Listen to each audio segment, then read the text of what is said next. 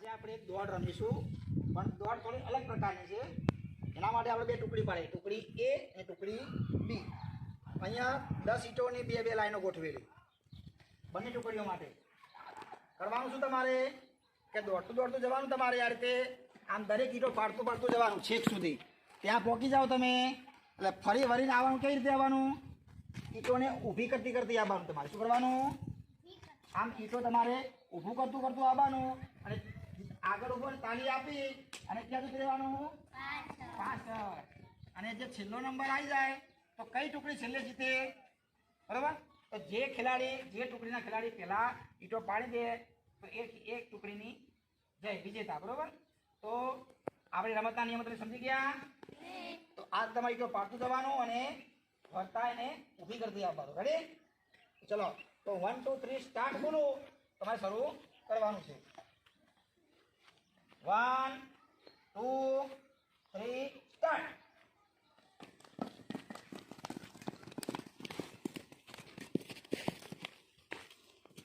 દેવજી દેવજી આંકી વળી જાય પાછળ.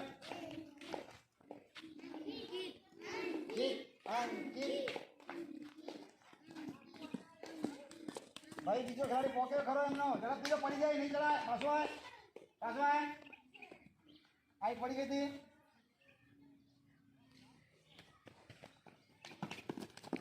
સરસ. ઝડપથી ઊભી કરવાની. એના ઈટ પડવી જોઈએ નહીં.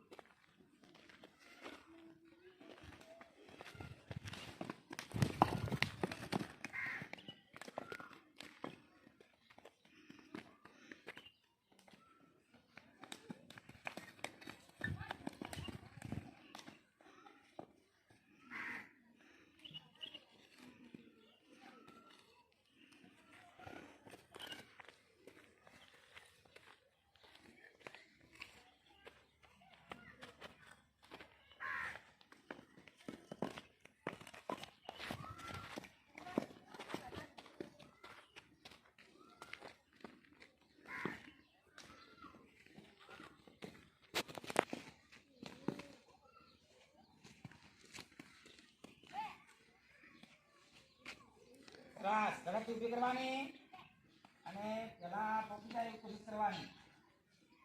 દેવાલ એ તાળી તો પાડો. દેવાલ દેવાલ આનંદ આનંદ ધોની ધોની.